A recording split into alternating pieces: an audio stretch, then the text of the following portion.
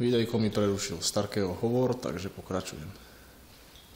Pokračujem v tom, že toto tam, čo visí, je na stlačanie infúzie i kompresor infúzie. Tam sú tie fľaše, tu na dole je veľká 200 litrová kyslíková, tieto malé, neviem či sú 50 litrové alebo 100, to si ešte zistím. Tu je EKG, tam dole v kufri ešte neviem čo je, ani v tom. Myslím, že sú tam pomôcky na výučbu resuscitácie, ale ešte neviem. No, tu je takýto pultík nádherný. Tu sú skúmavky. Bežne, paušálne sa robí každému pacientovi, ktorý príde po resuscitácii, biochémia, to je s týmto roztočíkom. No a potom tzv. Zaisťovačka, to sú tieto prázdne bez roztoku. Zaisťovačka je na to, že keby náhodou sa niečo potrebovalo krv alebo čo, tak sa naraz zoberá aj toto.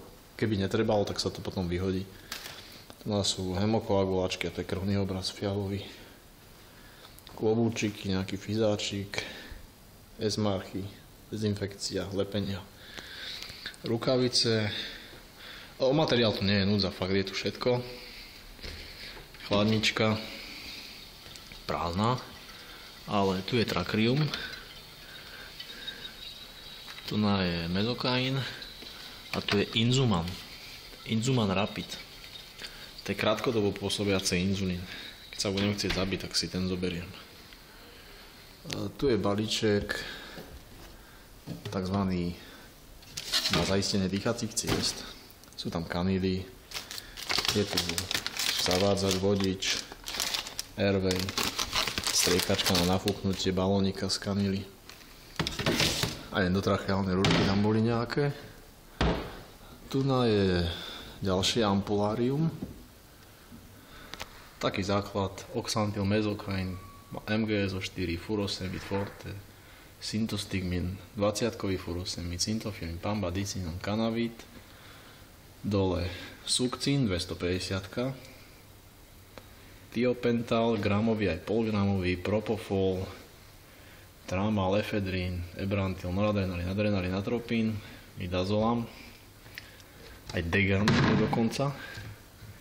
A tu je pokračovanie ampulária. Toto sú všetko resuscitačné lieky vraj. Hore antidota, anexa, naloxon plus mentolín. Ďalej tenzamín, torekan. Tu je ten degan. Samozrejme acetylcysteín, propanor, fragmín, sedakoron, kordaron, betalok. Vzadu je dobutamín, jedno druhé. Adenokor, heparíny, KCL-ko, kalciové glukonikum, kardilan, arnetín proti kyseline, izoket, dexamet, ditiaden, lanikor, solumedrol, hydrokortizon. To je taký základík. Tu vyhrievaná podložka. To je na tamtú rárochu, čo som ukazoval. Ambuak. Tu dole gely. To sú tie dýchacie obvody hore dole. Striekačky, skúmavky, takže tam akože nič viac v podstate. Ihly, kanily. Taký základík. Isto. Tampóny, krytia, štvorce, obväzy. No, tu ešte tie tampóny. Tu je to takto. 2 umývadla. Germicídny žiarič.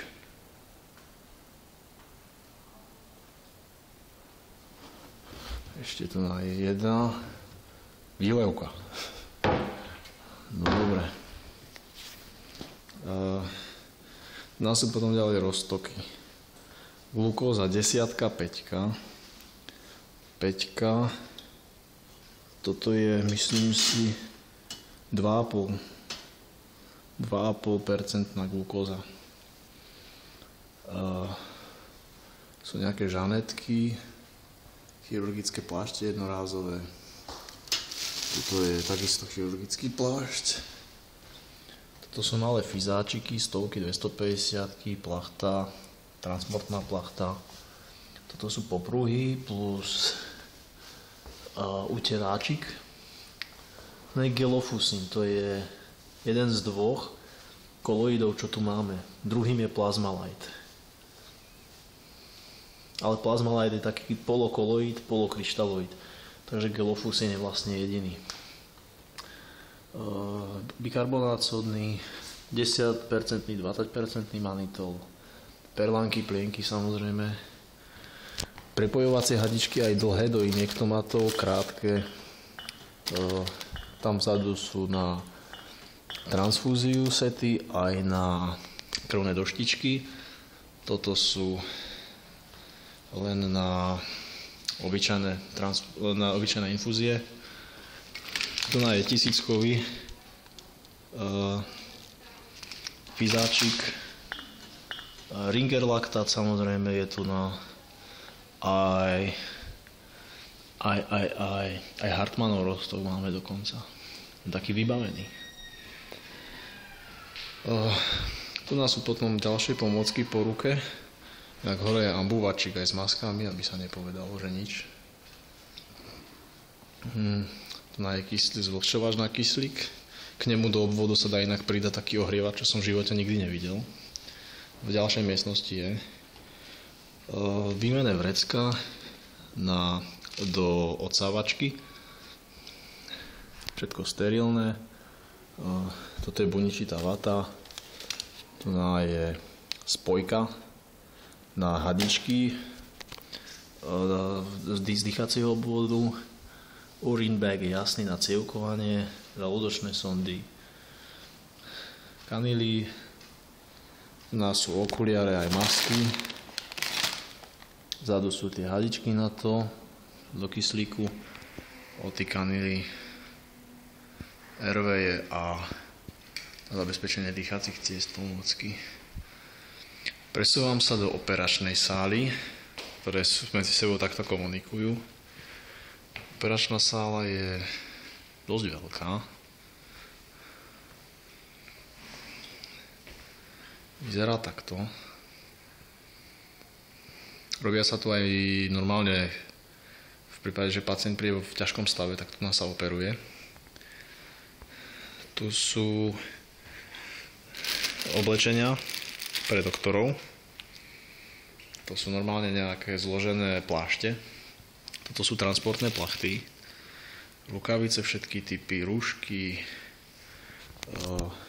nejaký materiál, masný tyl dokonca. Všetky druhy a kalibre ihiel.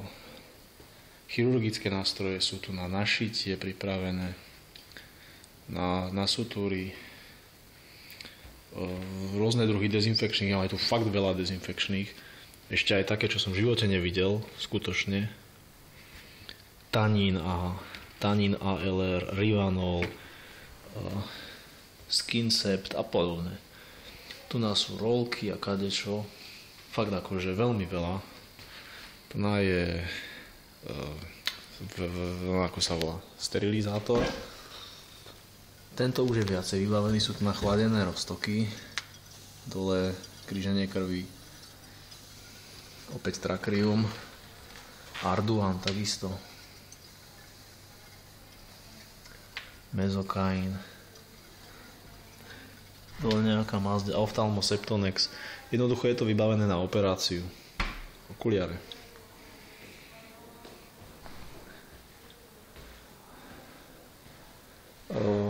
Tento resuscitačný nebudem ho celý rozoberať, iba pozrieme, čo všade je.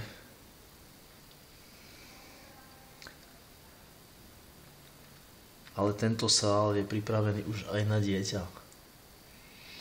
Na tož ten druhý resuscitačný, tam moc deti nechodia. Gel je opäť na pádla. Tento defik dokáže pracovať však len s maximálnou energiou 270 Joule bifázického prúdu. Opäť tu je prenosný oximeter,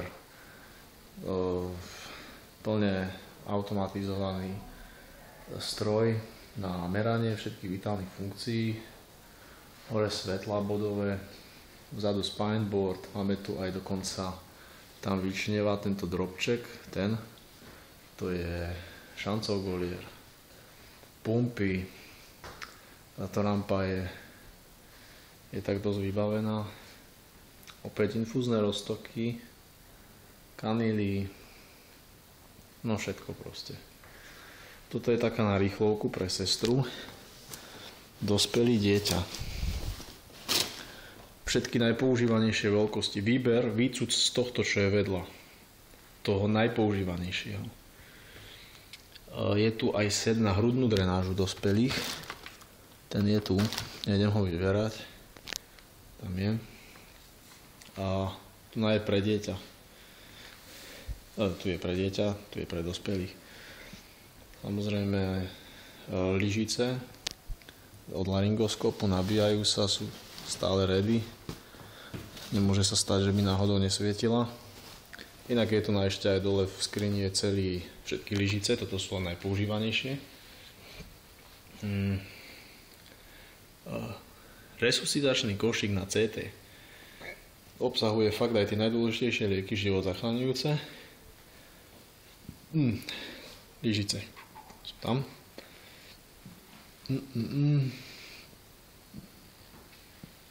Toto je na sutúry, šitia, všetky možné.